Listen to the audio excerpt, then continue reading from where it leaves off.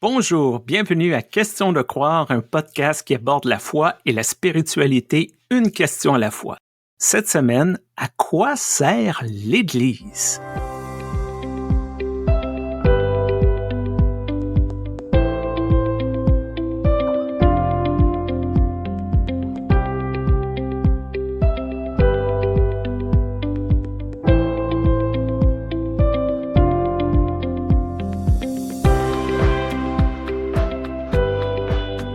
Bonjour Stéphane, bonjour à nos auditrices et auditeurs et aux personnes non binaires aussi qui nous écoutent. Alors quand j'entends cette question, à quoi sert l'Église? D'abord, j'ai beaucoup de gratitude envers la personne qui l'a posée parce que finalement c'est une façon de faire une place à l'Église et de reconnaître le fait qu'il y a des gens dans l'Église qui voudraient qu'elle serve à quelque chose. Oui. Et on en fait un peu partie, Stéphane et moi. Et puis, ça me renvoie aussi à un choix personnel que j'ai fait voilà quelques années. Plutôt que de me définir par mon statut dans l'Église, de dire je suis ceci, je suis cela, docteur en théologie, pasteur bénévole, etc., diacre. Maintenant, depuis quelques années, j'ai adopté une sorte d'anglicisme, de dire je sers dans l'Église en tant que, ou je sers auprès de la paroisse, ceci, cela, en tant que. Parce que j'aimerais juste me rappeler à moi-même que c'est un appel et une vocation que de servir dans l'Église. Et cet appel, cette vocation, elle peut se décliner de toutes sortes de façons. Peut-être que moi, parfois, je sers pas à grand-chose. Mais en tout cas, ce qui me porte, c'est de me dire que je réponds tous les jours, de nouveau, par la positive, à cet appel. Et puis, il y a des jours où je reste au lit, bien sûr, ou bien je fais rien de spécial pour l'Église. Mais en l'occurrence, on est dans un élan, on est dans un consentement, on est dans l'idée de servir le Christ et son Église. Mais d'abord, je sers le Christ et ensuite son Église. Et toi, Stéphane, comment tu le vis? Lorsqu'on parle de l'Église avec le E majuscule, l'institution et non pas le bâtiment d'une paroisse, le E minuscule, je trouve qu'il y a un appel à quelque chose de plus grand que nous. Il y a cette idée de ce lien entre plein de gens autour de la planète. Ça me décentre de mes petits problèmes, ça me permet d'espérer plus grand. Être un membre de cette grande chaîne, c'est quelque chose que je trouve très intéressant, de très inspirant, et d'appartenir à une Église universelle, ça m'aide à voir les choses d'une manière plus globale. Alors là, vraiment, je résonne avec ce que tu dis, mais notre podcast qui traverse plusieurs frontières et plusieurs dénominations, finalement, c'est un petit peu un exemple de cet appel à servir dans l'Église universelle. Parfois, je trouve que nos dénominations locales sont très autocentrées, on dit très ethnocentrées. Moi, j'ai un petit peu cette réalité en Alsace-Lorraine. Toi, tu as un petit peu cette réalité avec les anglophones d'un côté, les francophones de l'autre et les autres questions autour des autochtones. C'est évident que l'Église, elle est à la fois locale et globale. Elle est glocale. Et cette difficulté, du coup, c'est de se dire, mais dans cette diversité de déclinaisons, à quoi peut bien servir quelque chose qui peut être à la fois aussi rigide, trop localisé presque, avec Madame Schmitt et Monsieur Peter qui se parlent plus, et à la fois tellement universel où on essaye de financer des projets qui nous dépassent parfois dans des coins du monde qu'on connaissait pas. Moi, j'aimerais me souvenir aussi qu'à la base, l'Église, c'était un lieu où se réunissaient celles et ceux qui voulaient s'affranchir de leur caste pour rejoindre finalement la bande à Jésus. Au tout départ, et je trouve que ça se voit très très bien dans une BD que j'affectionne beaucoup, qui s'appelle Les Pères, comme un papa, les pères. C'est une formidable BD où on voit comment les pères des disciples qui ont suivi Jésus essayent de suivre justement leur fils, et donc Jésus. Et on voit cette grande diversité de personnes qui suivaient Jésus au départ.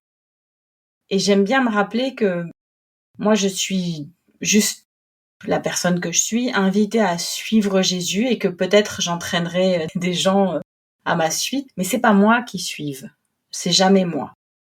Et cette façon de se mettre en route, et puis des fois de s'arrêter, de se rassembler, c'est un petit peu ça qui me touche dans l'Église, et j'ai tendance à croire que c'est à ça qu'elle sert le mieux et en premier, c'est-à-dire rassembler des gens qui ne se sont pas toujours choisis et qui ne se choisiraient certainement pas s'ils avaient une application sur Internet, quoi, ou sur le téléphone avec le swipe. C'est un bon point que l'Église est un lieu de sociabilisation. Et je peux comprendre dans certains contextes qu'il y a une diaspora qui a le goût de se rassembler autour d'une communauté de foi, pas nécessairement pour créer un ghetto, mais pour peut-être parler du bon vieux temps ou d'avoir des points communs en même temps. Mais en même temps, il faut faire attention, comme tu le soulignes, il faut pas justement juste parler entre nous. Il faut s'ouvrir, il faut oser. Et c'est ça le danger d'être peut-être un club privé qu'on va appeler ici, l'expression anglophone, un country club. C'est certaines élites de gens bien pensants, classe moyenne supérieure, on veut pas trop se salir les mains. Je pense qu'il y a quelque chose là-dedans qu'une église peut nous pousser justement à dire oui, on va aller voir les gens que nous connaissons peut-être pas. On va aller visiter des coins qu'on voudrait peut-être pas aller, soit physiquement, soit à l'intérieur de nous-mêmes. Là, j'entends aussi à travers les âges et les siècles cet axiome fondateur des églises de la Réforme, donc par nos réformatrices et nos réformateurs, parce que nos braves réformateurs, sans leurs femmes, n'auraient probablement jamais lancé ce grand mouvement de la Réforme ou de la Réformation. Eh bien, l'Église est un moyen, pas une fin. Alors, évidemment, on revient à la question de notre chère auditrice, mais un moyen de faire quoi alors ? C'est pour faire quoi ? Et puis, moi, j'ai un petit peu envie de faire un pas de côté et de rappeler qu'en contexte d'église émergente, c'est-à-dire tous ces mouvements d'église qu'on appelle depuis presque 20 ans maintenant, fresh expression, c'est plus si fresh, hein, quand ça fait 20 ans qu'on se le dit. C'était cette idée forte de n'allez pas à l'église, soyez l'église. Moi, j'aime bien cette idée de dire aux gens, en fait, ça ne suffit pas d'aller à l'église si vous pensez qu'en allant là-bas, on va vous dire comment faire église. Mais soyez l'église dans le sens où, en allant à l'église, en étant avec les autres, n'hésitez pas à y apporter vos dons, vos charismes, vos besoins, vos idées. Même si l'idée qu'on apporte au départ n'a pas fonctionné, le fait de se mettre en mouvement, ça créera une dynamique et il y aura une autre idée qui sortira de tout ça. Moi, je me rends compte dans ma paroisse, certaines dames retraitées sont venues me voir pour dire qu'elles aimeraient un temps de socialisation l'après-midi. Parce qu'on proposait des choses le matin et le soir, et l'après-midi, ce serait mieux. Au départ, j'avais pas trop d'idées, donc on a lancé cette idée d'un café-gâteau l'après-midi. Et la première réaction, ça a été un peu vif, de me dire, mais c'est pas du tout ça qu'on veut. Alors, avec mon collègue, il y a eu ce mouvement de leur dire, mais qu'est-ce que vous voulez ? Et c'est vraiment sympa, je trouve, cette co-construction. Des fois, ça part d'une étincelle, d'un mécontentement. Mais en fait, notre boulot, c'est aussi d'accueillir ça et de co-construire. Et donc, c'est là qu'on ne va pas à l'activité pour ensuite dire « Ah, elle est pas bien ». Mais on y va dans l'idée de former l'Église, d'être l'Église, de changer l'Église, ne serait-ce que parce qu'on donne son avis.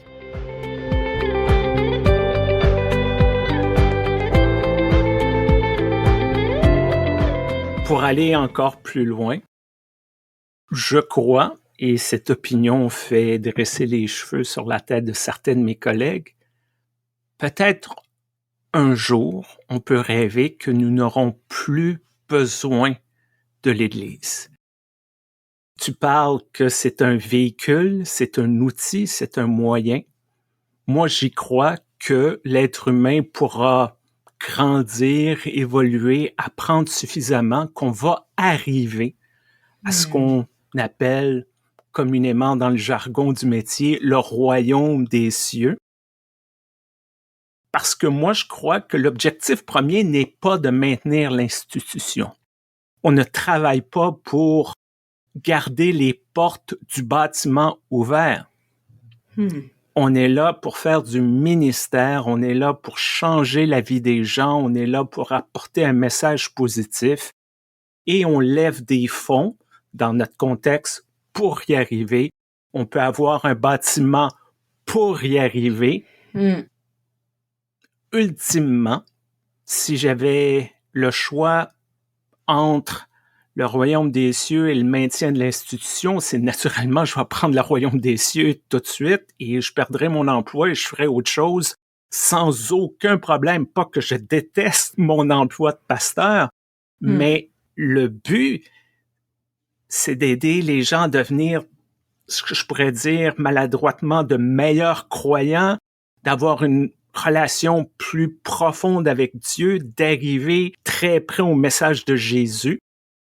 Et ça veut dire qu'on est l'Église et qu'on ne va plus à l'Église. J'achète immédiatement. Sous plein d'aspects, il y a une forme de standardisation du monde. J'étais assez frappée en venant vers chez vous, là, en faisant 2 semaines et demie de vacances en Amérique du Nord. Finalement, de plus en plus, nos jeunes s'habillent pareil, qu'ils soient en Europe centrale ou en Amérique du Nord. De plus en plus, on retrouve un peu les mêmes enseignes pour manger de part et d'autre. Il y a pas mal de choses qui se standardisent. On finit par tous regarder un peu les mêmes séries sur la même plateforme. Ouais. Par contre, nos communautés locales peuvent garder chacune leur couleur. Il y a des coins de Suisse où systématiquement les jeunes des groupes de jeunes font des brioches et ils appellent ça des tresses. Ils vont vendre ces tresses et les gens les achètent et avec ça ils financent des projets pour les jeunes, des voyages, des que sais-je, des solidarités.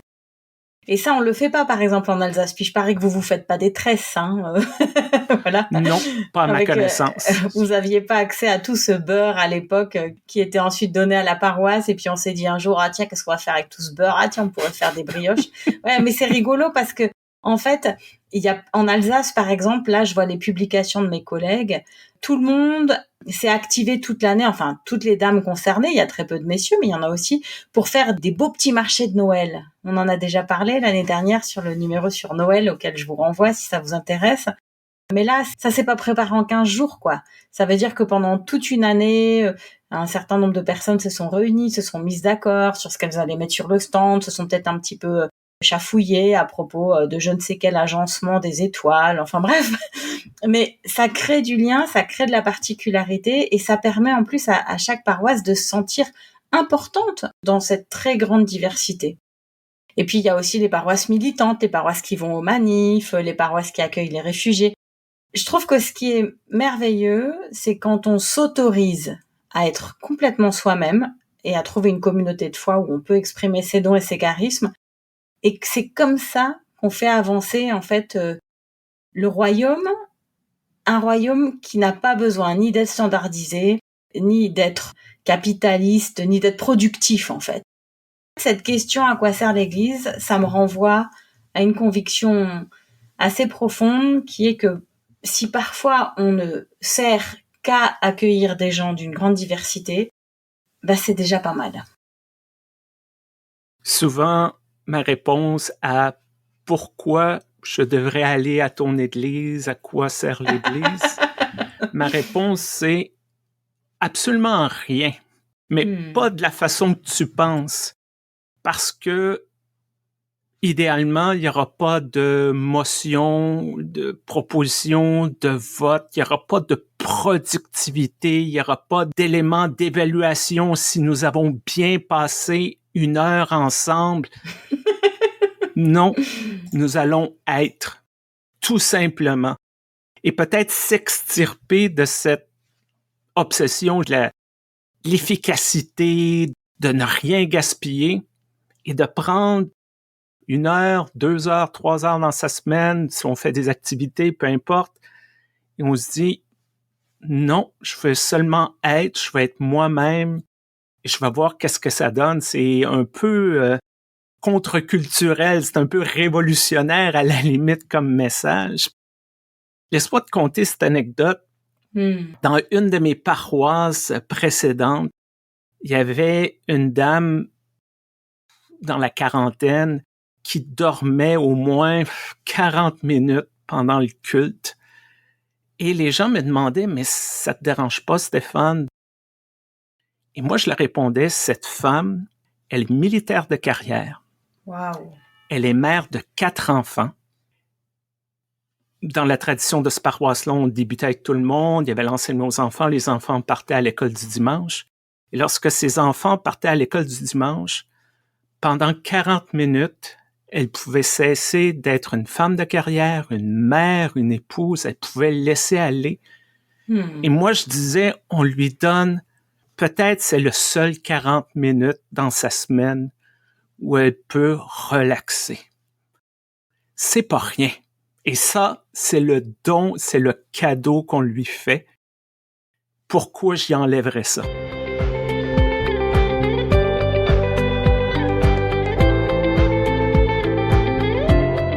Alors, c'est vrai que c'est un petit peu la différence, le hiatus, comme on dit, entre celles et ceux qui servent dans l'Église avec un contrat, dans le meilleur des cas, une rémunération, dans beaucoup de cas, une compensation financière pour ne pas être pauvre. Je le dis comme ça avec une pointe d'humour, mais j'ai quand même une vraie pensée pour nos collègues qui n'ont pas de vrai salaire, quoi. Hein. Oui, c'est vrai. Il y en a beaucoup. On ne peut pas toujours le regarder, mais pour avoir visité beaucoup d'églises en Afrique, il y en a beaucoup, mais le statut de certaines églises en France n'est pas tellement plus enviable, quoi. Tout ça pour dire que il y a un hiatus entre celles et ceux qui ont fait un choix de vivre ça d'une façon professionnelle, tout en ayant un cœur de chrétienne et chrétien, et celles et ceux qui viennent et pour qui, de notre point de vue, on est assez d'accord là-dessus, toi et moi, ça doit rester de l'ordre de l'élan du cœur, de la présence consentie, du don qui fait du bien, etc. Nous, bien sûr, on est consacrés au service de l'Église et notre mission, elle est quand même cadrée par la confession d'Augsbourg, qui est l'annonce de la parole et l'administration des sacrements. C'est dit très joliment en luthéranisme nord-américain, là en anglais, c'est magnifique, quoi. C'est le ministère d'ordination à l'annonce de la parole et à l'administration des sacrements. Je trouve que c'est très juste parce que nous, on a besoin à un moment donné d'avoir un cadre, de savoir la raison pour laquelle on sert. Et c'est vrai que je te le disais, voilà, en introduction, quand on préparait cet épisode, je te disais, mais combien j'ai un bonheur profond à présider un culte, à administrer des sacrements. J'aime les casuels. Je trouve que ce sont des moments d'humanité qui sont magnifiques. Et puis quand on a des sœurs et frères convaincus chrétiens, ce sont des moments d'adelphité incroyable. Néanmoins, c'est pas parce que nous on a une mission et un cadre que ça doit réduire ou circonscrire les appels des autres. Et c'est parfois là qu'il y a une difficulté. C'est que comme pour nous c'est très cadré, dans nos communautés, des fois on voudrait aussi que ça le soit. Tu parles de l'appel que les pasteurs reçoivent. Dans l'Église unie du Canada, nous sommes appelés au ministère de la parole, des sacrements et des soins pastoraux. On en a 3, nous, hein? Pas 2. Oh! Ouh! Et c'est vrai que c'est pour ça que j'ai ressenti cet appel. Et lors de ces moments, je me sens vraiment à ma place, je me sens rempli d'énergie. Même lorsque je suis fatigué, je vais débuter un culte, là, je sens cette dose d'énergie des gens. Mais ce que je dis souvent, j'ai pas été appelé à être un gratte-papier. Et c'est souvent ça qui draine l'énergie, je dirais, des leaders d'église. Pas juste des pasteurs, des diacres, mais les présidents de conseils, trésoriers. La quantité de paperasserie que l'on doit remplir pour l'institution. encore une fois, je comprends qu'il y a un besoin d'institution. Ça ne peut pas être n'importe quoi, n'importe quand. Mais parfois, je me demande pourquoi mettons tant d'énergie dans cette espèce de bureaucratie au lieu de laisser aller un peu, de vivre peut-être dans la tension et de dire, allez, on fait du ministère, on est l'Église. S'il y a des choses qui sont coup-ci, coup-ça, on ajustera. Naturellement, il faut mettre des garde-fous quand même assez précis pour éviter certaines choses. Mais je regarde dans mon contexte d'église, tout est normé, tout doit être fait en 8 rapports. Et ce temps qu'on prend, qu'on perd avec cette bureaucratie-là, on fait pas du ministère. C'est pas vrai qu'on est l'Église lorsqu'on répond à un questionnaire de 15 questions à développement. C'est pas vrai que ça devrait être ça, l'Église. Alors moi, je te propose un peu de terminer sur une petite note d'humour pour la personne qui nous a envoyé la question. Alors, à quoi sert l'Église ? Eh bien, dans le meilleur des cas, l'Église nous permet à nous, les ministres, d'avoir des communautés, des paroisses qui font un petit peu ce qu'elles veulent et qui nous libèrent de l'Église avec le grand E, l'institution.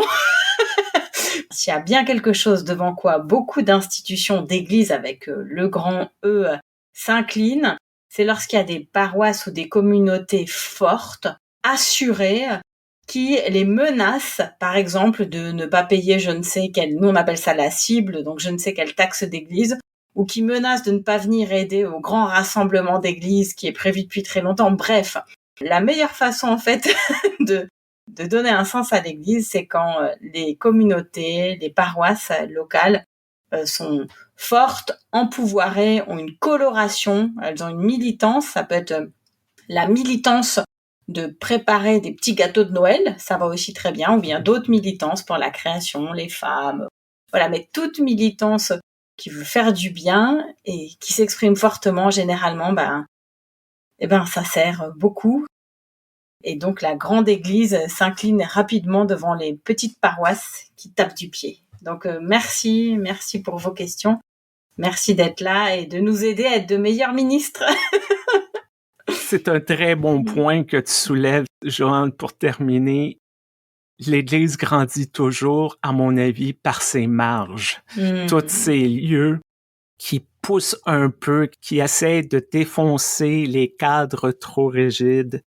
Et c'est pour ça que on va dire merci à Marie pour sa question. Merci à toutes les personnes qui nous écoutent, qui osent penser différemment, qui osent rêver à une église différente. Je voudrais remercier l'Église unie du Canada qui ose être notre commanditaire pour ce projet. Mais est-ce qu'il y a quelqu'un qui nous écoute à la direction d'église? Parce que si c'est le cas, normalement, on aura droit à une petite visio pour en discuter. Non, on est apprécié. N'inquiète pas.